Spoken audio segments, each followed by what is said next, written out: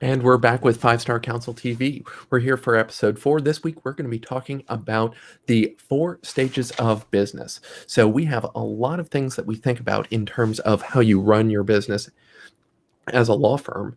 And one of the things people will get confused about is, well, I've got a business. It's either an on or an off switch, right? We're either in business or we're not. And the reality is we're going to go through stages as business owners where we're learning and growing and we're focused on different things at different times in our business life. Now, what we're going to talk about today is going to be tailored more for law firms because as a law firm, our firms are going to grow, and there's kind of an upper limit to any practice group size. Ultimately, you can have firms of hundreds or thousands of lawyers, but those aren't one firm directed at one task. Those bigger firms, once you grow beyond 20 or 30 people, you're really starting to look at multiple practices doing multiple things. So when we're thinking about this as the size of your business or your law firm, think about it as your specific expertise-based law firm, even if it's part of a larger law firm. So if you're in a firm of 30 people, and there are 2 different practice groups. So you've got a transactional side with 15 people, and you've got a litigation side with 15 people. We think about that in terms of 2 15-person law firms or 2 smaller groups because they're operating under different expertise bases. They're not going to be acting as a single firm with one expertise that they're delivering on. And this is not to say that that you shouldn't have multiple practice groups in a firm if that makes sense for you and your partners. It's to say, let's think about this in terms of how we've structured our particular law firm and our expertise so that we're delivering it in the best way to our clients. So as a refresh of how we think about all of our service, remember that businesses, whether it's a law firm, Disney, or Lego, every business sells a product. And that product is going to be composed of 3 different components.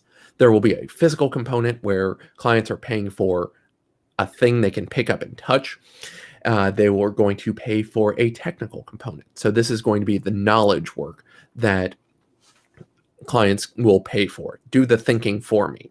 And finally, there's a service aspect that clients are paying for. And that service is how the business is going to deliver their physical and technical product. And so when you mix all 3 of those components together, the physical, the technical, and the service components, that is what clients are paying for. And if I actually turn on my slides, you can see what I'm looking at. So here we've got our 3 different components. And so we've got the physical component, technical component, and service component. We're thinking about these in kind of 3 different levers we can pull for each. So in terms of a physical component, the amount of stuff you give to somebody, how much are you giving to them? Second, the perceived value. Maybe you want to crank down on that and increase the value of something that you're giving to your guests or your clients or your customers. And finally, the uniqueness of whatever item. Is it possible for them to get that somewhere else, or is it really you're the only option to get this from? So in terms of uniqueness, there's a story about how the Chicago Cubs wanted to reward some of their season ticket holders. And so they made some Bluetooth speakers with the used and what would have otherwise been discarded benches from the outfield. There's no other way you're going to get those Bluetooth speakers with that particular assembly. So they really cranked hard on a unique item for their season ticket holders. When it comes to our technical components, 3 things to think about: having knowledge base, so knowing the rules. For the technical component, the second level up is skills, or how do we actually apply that knowledge?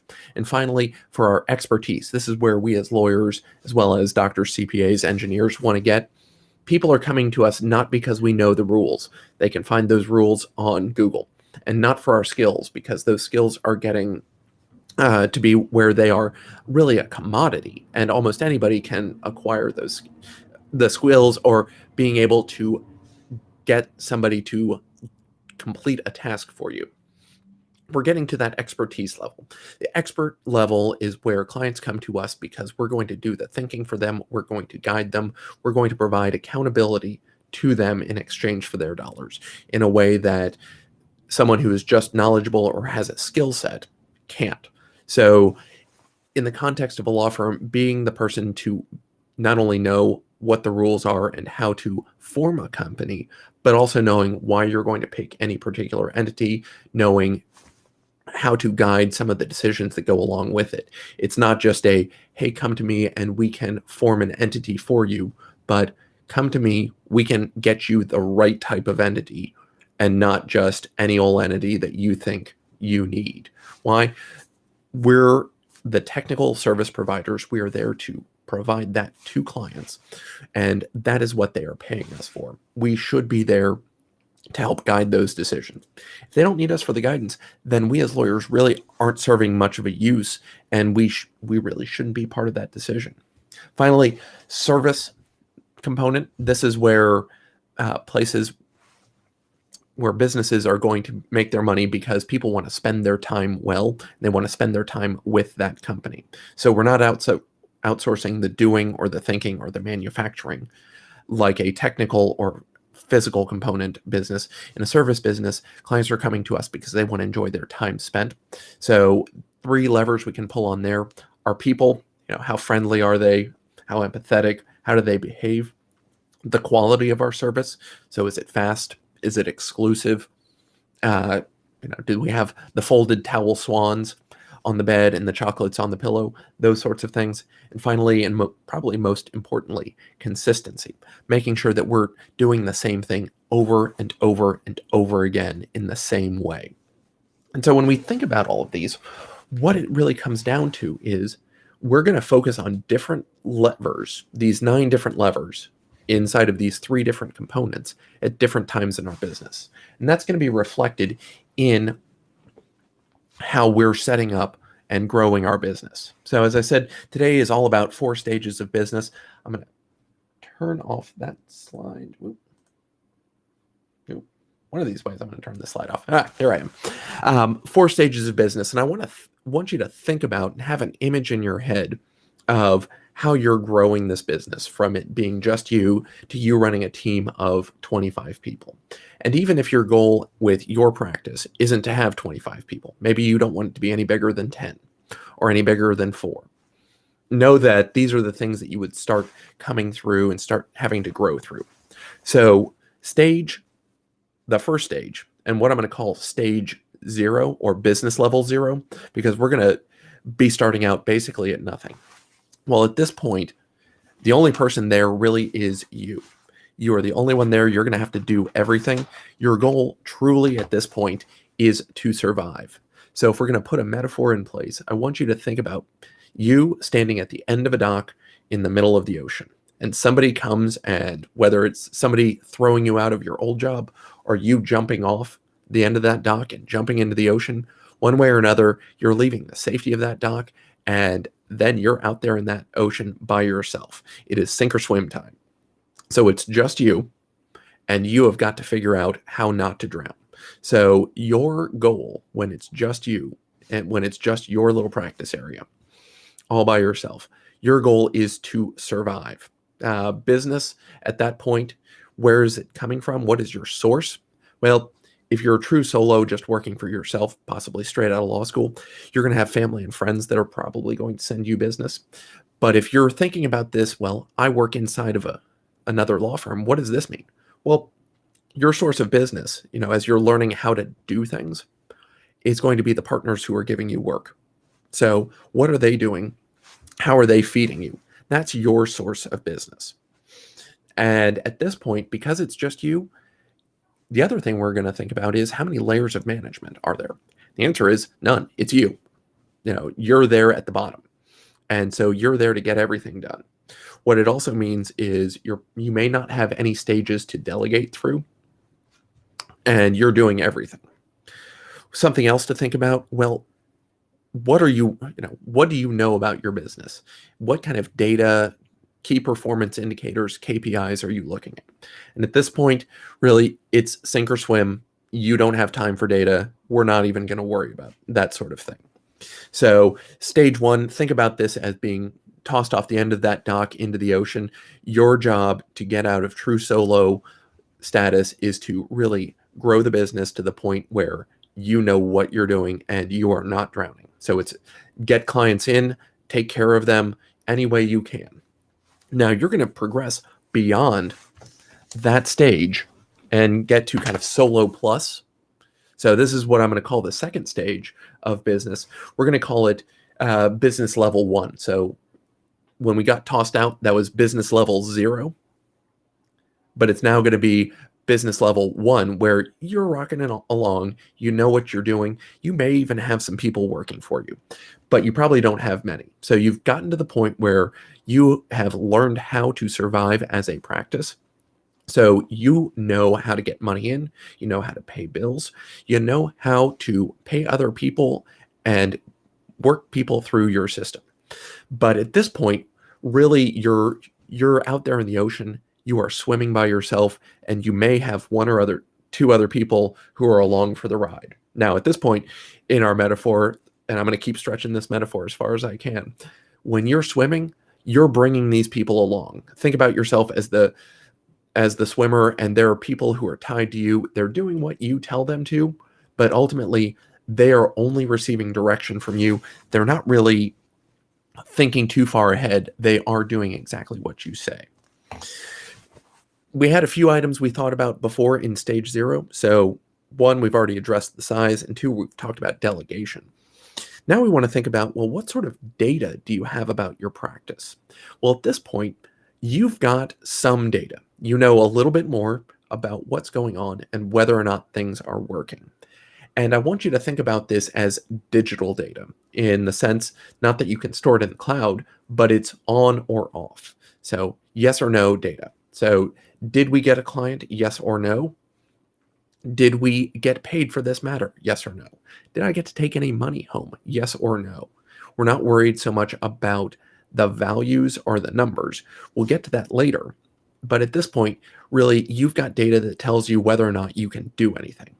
And when I was going back and thinking of these stages, and we'll have an episode with Adam Anderson on the podcast soon, depending on the release dates, this live stream may be in your feed before or after that. So if you're getting a little confused or want to hear a different perspective on this, go find the episode with Adam Anderson, and he will be able to give you his version of this, because a lot of this is adapted from him. So at this point, you've got data that's on or off. You just know, did I get paid? Can I make payroll? You're really not thinking any deeper than that, because you still don't have time for it. So at this point, the other thing to think about is your source of business. So before, we were looking at work essentially being handed to us by people who knew us already. So family or friends or partners who were employing us as their employees to work for them.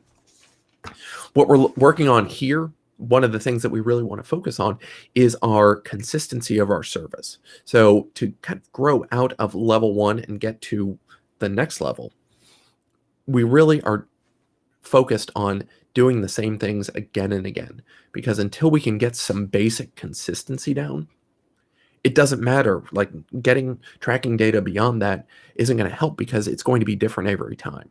So really, when we're moving from out of level 1 and onto what I'm going to call level 10, we're really focused on how can I do the same things over and over. And what this means is we're going to be starting to narrow down our focus. We have to focus the things we do, because we can't take in everything that comes in the door. If you're an estate planner, that means you probably shouldn't be doing criminal defense, products liability, and personal injury. You've got to focus, because you're not going to get consistency by taking in a wide range of tasks. So if we think about this again, going all the way back to the beginning, stage 1 or business level 0, getting tossed into the cold ocean by yourself. You're fighting for survival. Once you can successfully not drown, you're going to be at business level 1. and you're going to start growing through that level, and you're going to keep growing until you get to business stage 3 or business level 10. And I know I'm mixing numbers, but the reason is, you're going from 0 to 1, and then you're going 1 to 10.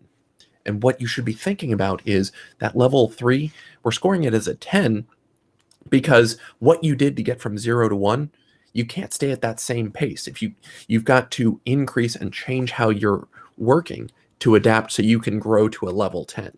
So think about it as like a logarithmic scale. Things are going to go at one level, and then we're going to keep increasing, but we've got to increase at a faster rate if we ever want to hit that level 10. So level 10, we're starting to think about our practice as its own small firm. Before we had staff, maybe 1 or 2 people, but really at small firm stage, you're going to start seeing this once you get to about 8 or so, maybe around 10 people. So we've tripled in size from that level 1, because what we're doing now is we've got 8 or so people. There's a lot going on. And you, as the head of this firm, you really need to start thinking about how things get done, because it's more than just consistency. You're running out of hours. Before, when it was just you and 1 or 2 people, you could kind of manage everything going on without too much else.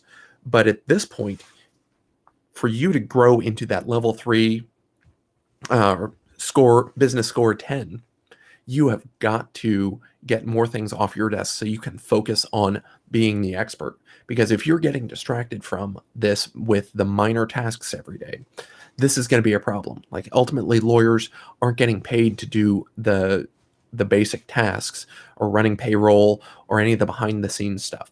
We're hired to move the needle for clients. And what that means is that we're going to have to focus on doing just that. How do we deliver our greatest value to clients? And anything that doesn't fit within that, well, we've got to delegate that. So when we're moving out of, that solo plus into the small firm level, we've got our staff, but ultimately we can't have them act as a drag on us. So instead of us just swimming and dragging them along, what we're doing in this small firm section is we're building a platform. And you may want to, instead of thinking of it as a platform, think of it as a raft. You're building this raft from the pieces around you. And your staff are all going to be on this raft so that you can start moving forward together. And it's not just you dragging them along, but you're all pulling in the same way together. Now, before we talked about the size, think about the data that you can start getting at this level of business. When your business score, when you've scaled up and you're now at 10, well, what's happening is that you are doing things consistently, and you're focused on your expert status, how you can deliver value to clients in a way that they are looking for. They don't care that you can get the coffee or order copy paper. They're looking for you to come in and make a difference.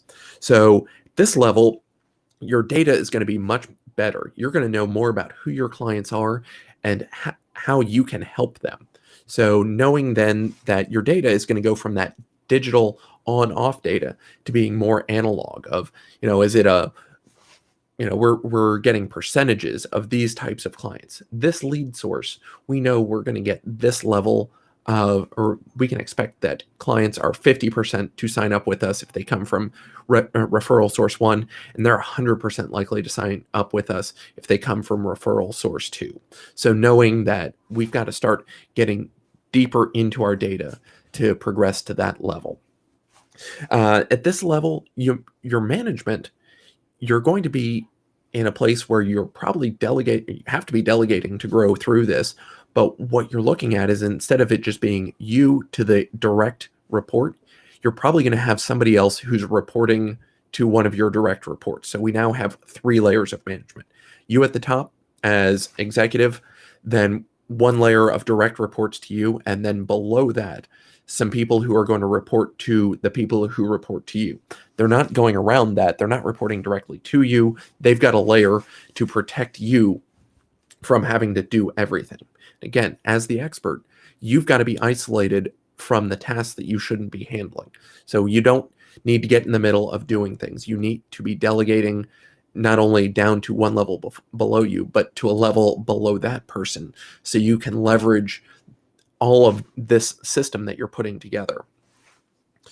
So we then move on to kind of stage 4 or business level 100.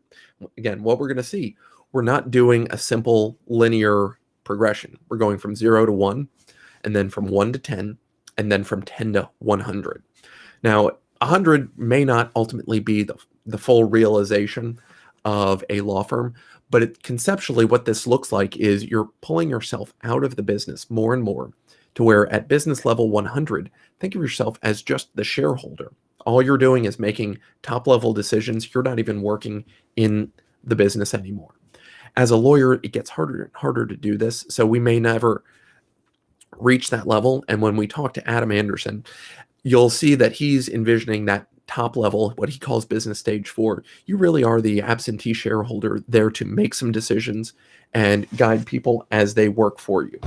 As a lawyer, we're ultimately responsible for what happens in our firm. So we're going to want to think about that, but it may not be possible for us to be truly removed all the way. And that's okay. Just it's a model, like all models, it's going to break down at some point. So at this point, we've taken our raft, extending the metaphor. Again, you got tossed into the ocean. You learned how to swim. Your staff was starting to drag you down. So rather than being the sole swimmer dragging, you built a raft. Finally, what we're looking at is more of an ocean-going vessel where you've got your staff pulling oars along with you. There might be some small sails representing, conceptually the things like software processes and other things that help make sure that you're consistently delivering. But what we're doing at this point, we've got a team that's working together. You have capitalized on your expert status and you've built in underlying consistency. This is the point in the business where you've got great data and you can find out the things you need to tweak. And ultimately, this is where you can start tweaking on your own client service. And I said before, service is one of those things where this is how we deliver our physical and technical product. And clients are only going to come to us as lawyers for our technical expertise. It doesn't matter how good our physical product or physical components are. It doesn't matter. Clients aren't going to hire us for our fancy offices or the high-end coffee that we serve. They're going to hire us for our technical skills. They're not going to hire us for our service beyond knowing that we can get the job done. Again, we're hired to be the technical experts, and we need to remember that. So no amount of spending on physical or service components is going to ultimately make you into some business that people just want a thing from. So clients aren't going to come to us for our drink menu or our omelet menu or the steaks we have at night if you happen to be there. Those are nice things, but nobody's going to hire you just because you have access to something like that. Similarly, no matter how good your experience is as a law firm, clients aren't going to hire you for that without hiring you to also do something. So if you needed a divorce, sure, you'll compare law firms based on the service that they can deliver. But ultimately, you're not going to go hire a family law firm to get to experience their service without needing that divorce as a precondition. And so we want to always keep that in mind. We can pull the lever hard on making our service and physical components better, but it's never going to be able to eclipse the value that we deliver as technical experts. And so the critical thing to remember in this model is we'll focus first on consistency, making sure that we can deliver this again and again. We're not as focused in that solo and solo plus stage of being the technical experts. We're focused on consistently delivering, making sure we've got some basic process to get things out the door. It's once we go to that small firm, business level 10 and above, that we are focused on being the expert, because that's why people are going to hire us. If they aren't hiring us as the expert, then we're in a different type of competition where we're competing with people based on our price and maybe very little else. And so that's where we don't want to waste our money. We don't want to start thinking about the marketing gimmicks of, let me send you Starbucks gift cards, or if I send you some cool swag, then you'll hire me. That's not even part of your product. That's you spending money to try and lure somebody in. No, this business level 10 to when we're here at the small firm stage, what we're focused on is developing our expertise. And it's once that we're that recognized expert that we can really get out and we are in our own little ocean. We're moving along because we don't have as much competition with other lawyers. We've got to be more than just a replacement value lawyer in the eyes of the market for us to really grow. So it's developing that expertise. And if you can do the same job that anybody else can, why would they hire you and why would they pay more? They wouldn't. So it's when we're really humming along that we're the experts that's when we want to start focusing on the higher level service of we're sending the surprise gifts to clients, making things nicer. And if you get this out of sorts, if you start thinking, well, no, I'm going to do the Zappos level service where we sit down and everybody's supposed to stay on the phone for up to 12 hours with a client if they need that. You can't afford that before you're the expert. You've got to be able to focus on getting business done. And if you're focused on getting business on these unreasonable service goals held up by venture-backed companies that can afford to spend this money, you're looking at the wrong thing.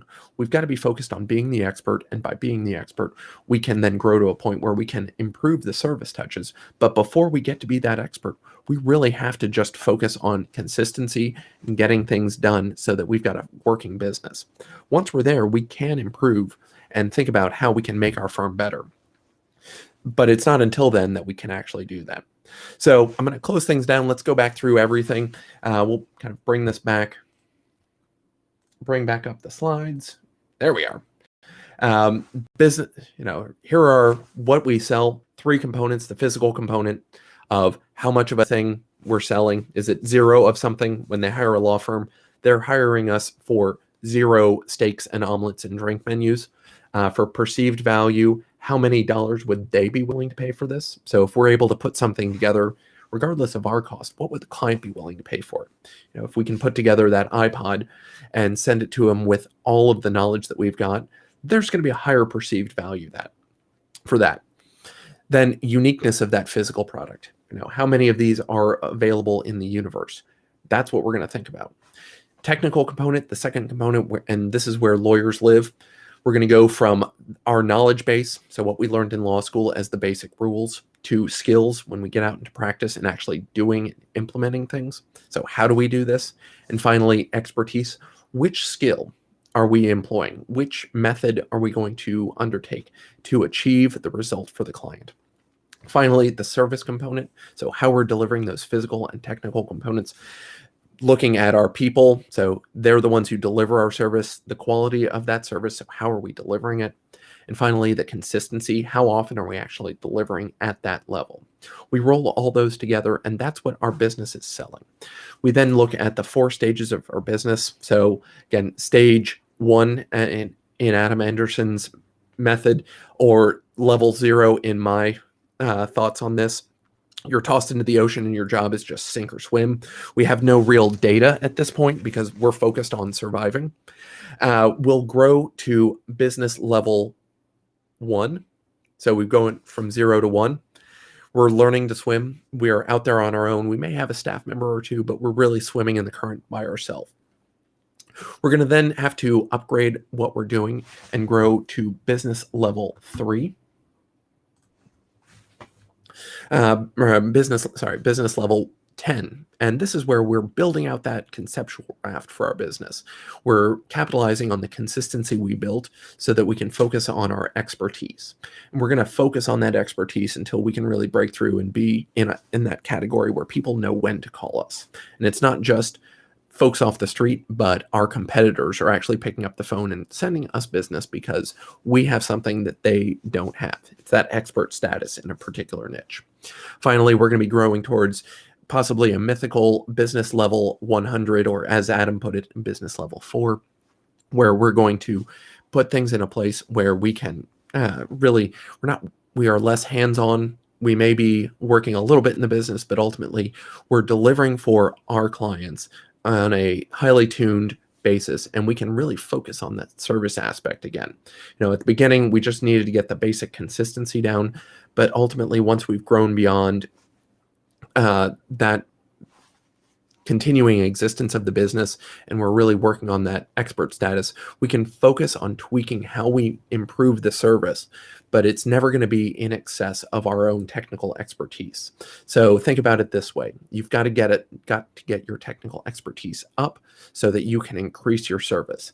And if you start cranking too high on service, but your technical service can't support it, if you're just a replacement level attorney, but you've got a drink menu and an omelet menu for guests who arrive first thing on Friday mornings, it's out of sorts. You're overselling what you can do, because the reason people come to you is not that drink menu. They're coming to you for that technical expertise. So next week we'll be back. We probably will have a recorded show, but we'll look forward to seeing you then. Thanks so much.